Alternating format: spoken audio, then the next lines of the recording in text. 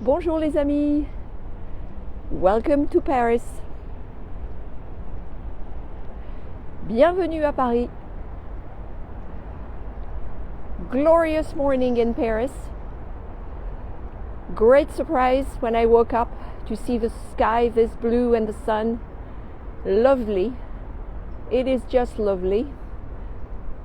It's pretty early, not even 10 o'clock, I think. And I am standing in a very familiar spot for many of you. Bonjour, welcome. This is Véro reporting from Paris. You recognize some of these sites probably.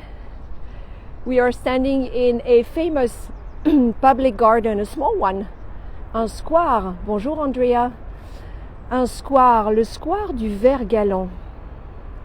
And by this willow tree, many Parisian dreams have been made and undone. Maybe in the summer, on a pretty day, you'd see a lot of picnics down there, people enjoying the sights with friends, and there's my shadow down there. Bonjour Jorge. And glorious architecture surrounding us. You recognize the part of the Louvre here. And these distinctive Parisian facades. So I thought I'd just pop up another impromptu stroll because the weather was too pretty, so I grabbed my phone and microphone and came out here. My hotel is nearby. It's still pretty sleepy out there. It's Saturday morning. So let's stroll around our square du Vert Galant. See an aspiring musician here, a beginner, she said, who's going to practice. That's why she came here, to have peace to practice. No one is here. This is fabulous. Just fabulous. I don't know if you can hear the birds. Oh, thank you for the stars. Now, I don't know if you realize this, but this little garden, this square, was not always here.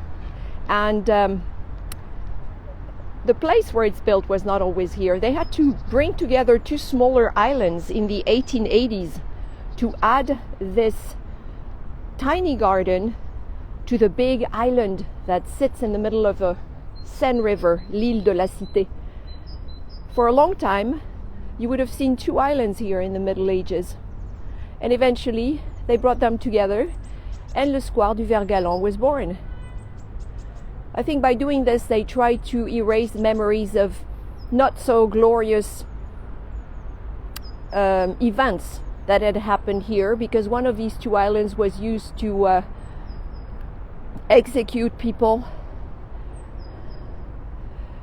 And with this pretty square, they've turned the area into a pleasant place where many visitors and locals enjoy their time in Paris.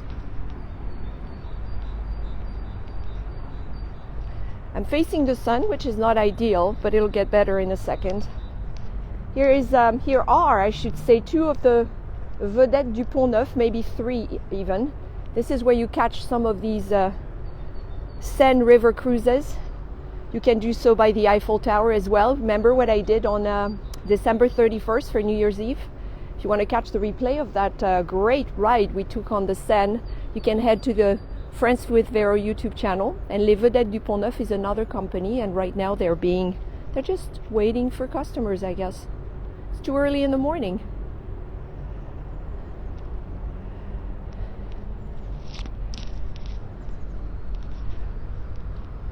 Yes, a lot is happening in Paris, as always.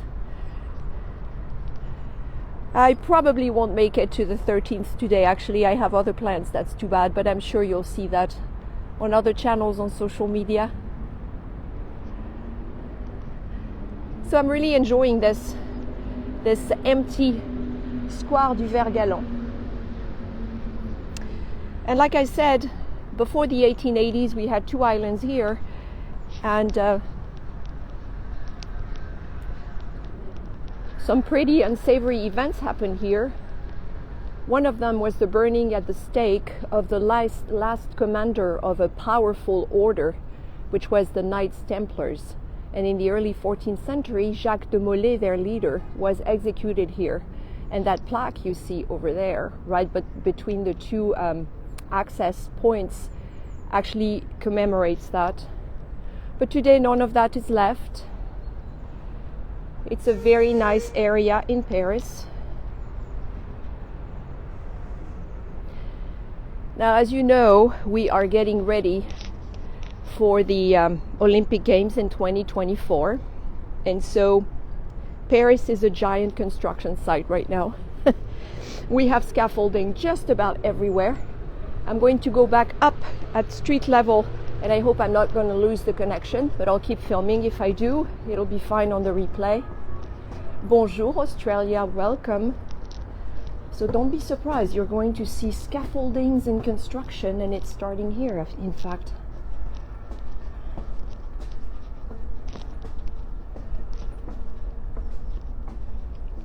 Well, if you miss Paris, you may want to head to the Friends with Véro YouTube channel and catch up on all the virtual tours I ran through 2020, 2021, and even more recently. Lots and lots of tours to catch up on. So, like I was saying, scaffolding. Look at that. This entire area is being worked on. It was in pretty bad shape. You can't really access the statue. I'll mention the statue, and ahead of us is the ever so elegant and peaceful Place Dauphine, one of 5 royal squares in Paris.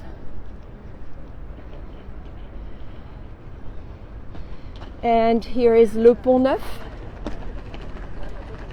which in fact is the oldest bridge in Paris. And across from us, La Samaritaine, that luxury department store slash hotel slash a lot of other things that recently reopened after a 15-year remodel. Now, the reason we were in a square named Le Vert Galant was a nickname of a French king who happens to sit right up there, looking towards the square, looking towards La Place Dauphine. His name was Henry IV, Le Bon Roi Henri, the good King Henry, as the French knew him, as we were taught in school. He was a king who did a lot for the city of Paris, a Protestant originally who had to convert and become Catholic, had quite a tumultuous life. He was Le Vert Galant because he was a womanizer, so they named the square, the little garden, after him. Now Henry IV, is the king who completed the bridge Le Pont Neuf and who also commissioned La Place Dauphine across from us. In fact, Dauphine is a reference to Le Dauphin, the heir, who was his son, the future Louis XIII. And it's changed a lot over time, but you know it's a very elegant square. If you want to picture the square back in the early 17th century when it was inaugurated, you can look at those two buildings, because originally all the buildings around the square. Sorry, I had a late night with a friend and I'm a little tired here. This is completely impromptu. But as I was saying, if you want to picture La Place Dauphine the way it was in the early 17th century, you can look at those two facades across from me, and this is what they all look like, more or less. The combination of stone and brick, which was so prevalent at that time. So, Le Pont Neuf, the new bridge, which is in fact an old bridge. Many people say Henry IV commissioned it. In fact, he didn't. It was his predecessor named Henry III at the end of the 16th century who commissioned this bridge. But Henry III had to stop building it because of the religious wars that tore the country apart for 30 years at the end of the 16th century. And eventually, when Henry IV became king, he's the one who completed the project. So the bridge was inaugurated in I think it was 1604, 1606. And unfortunately, just a few years later, Henry IV, like Henry III, was assassinated. And so his wife, his widow, Mary of Medici, had a statue installed here, the first equestrian statue of a king in Paris. This is not the statue, the original statue, because that one was melted down during the French Revolution to make cannons during the revolutionary years.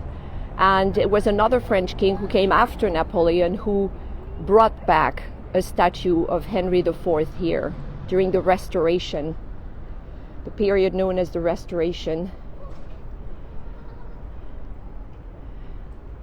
So this Pont Neuf has great history. It was the first bridge they built out of stone.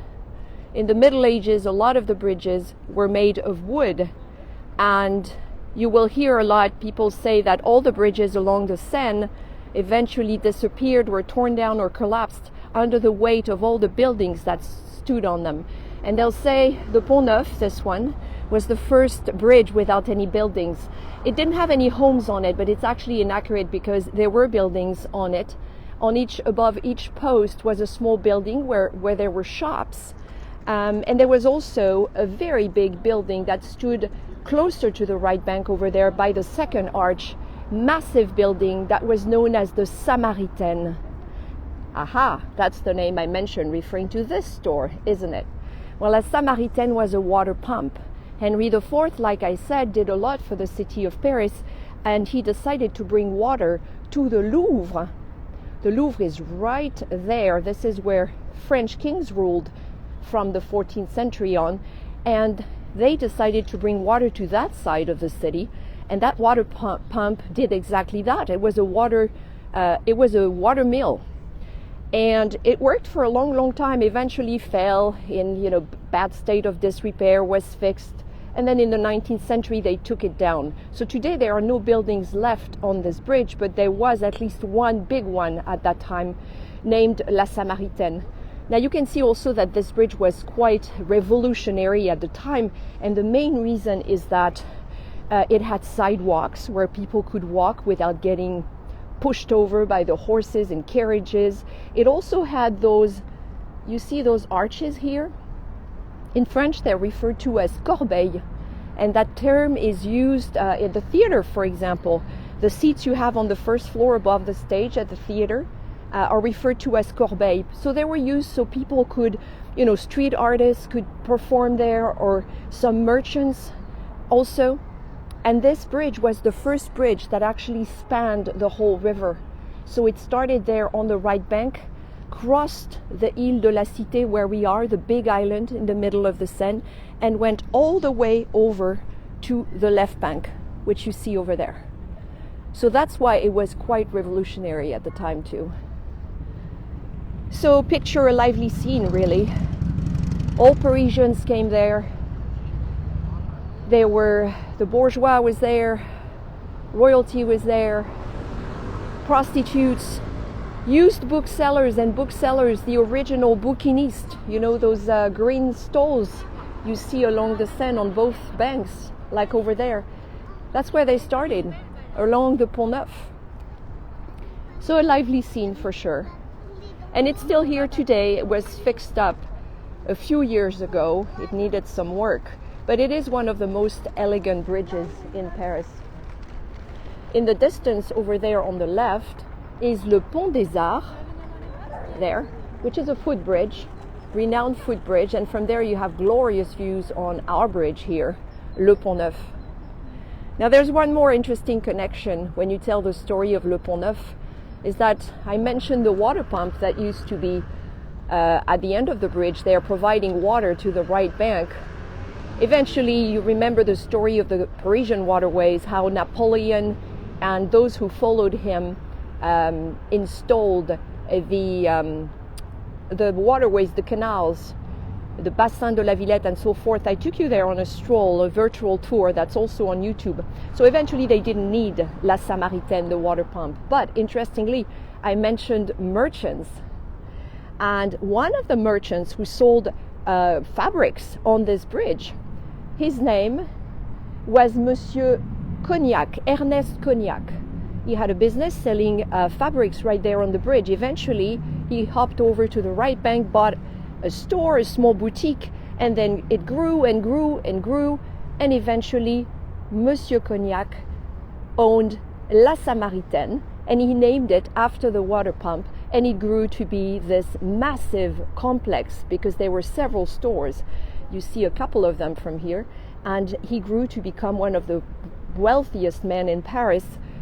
His wife, Mademoiselle G, who became his wife, had worked at the Bon Marché. They became a power couple at the time, and through the 20s and 30s built this empire that La Samaritaine became, and also collected art, loved the 18th century. And so if you want to see what they collected, you can visit a museum, le Musée Cognac G in the Marais, in a beautiful former hôtel particulier, private mansion, and see what kind of art Monsieur and Madame Cognac G collected over the years. But see all the connections. Isn't that interesting? How all the layers of history meet, from the 16th century, the early 17th, when the bridge was completed with La Place Dauphine, and then this gentleman who came along in the 19th century was selling fabrics, named his store after the water pump that was basically gone, and it became this incredible complex that you see today in the 21st century, that was renovated for 15 years and is now a major attraction for shoppers and architecture fans as well in Paris. So, it wouldn't be Paris if there weren't a lot of stories to tell. Paris, you can just stand in one spot like this one and just travel through the centuries. We could probably travel back in time further. If I had the time, but I don't really have the time. So I wanted you to enjoy this morning when I saw the weather was this pretty. I'll say a quick little hello. I always do. Voila, with the sunglasses, because the sun was blinding me. La Samaritaine is right behind me. I hope you have, oh yeah, this is great. You see my head smack between La Samaritaine and le Pont Neuf right here. Thank you for following me today, this morning. Some of you, many of you will catch the replay later. Today is the beginning of the month. It's a great time to join the Friends with Véro club on Patreon. Last night, I live streamed from a fun place in the Galerie Vivienne with a friend of mine who's a Paris tour guide. And we chatted, we interacted with patrons for almost an hour, talked about Paris and a lot of other things. And this is just the kind of events I run for patrons. So I hope you will look me up on Patreon. And as always, those tours are tip supported, so thank you for your tips if you feel so inclined. Thank you for joining me again today. I'm going to switch this around, and I will keep walking and enjoy the sun some more, because I think the clouds are rolling in. One last peek at the beautiful I was going to say Seine River, la rivière Seine, la Seine. And I'm sure I will be seeing you soon. À bientôt les amis.